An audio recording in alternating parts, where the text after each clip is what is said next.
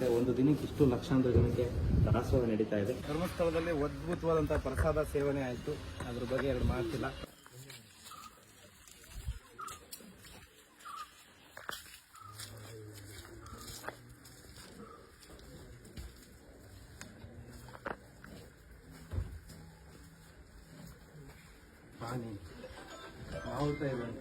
ಇರುವಂಥ ಜಾಗ ಇದು. ಸೊ ವಿಶೇಷವಾಗಿ ನೋಡ್ಲೇಬೇಕು ನೀವೆಲ್ಲ.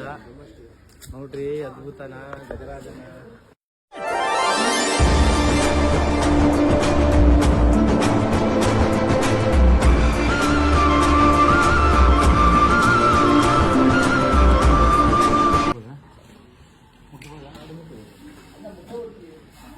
ಅದು ಎಳಿತದೆ ಅದು. ಈ ಕಡೆ ಬನ್ನಿ ಅದು ಎಳಿತದೆ. ಅದು ಎಳಿತದೆ ಕೈ ಕೊಡ್ಬೇಕು. ಎಳಿತದೆ.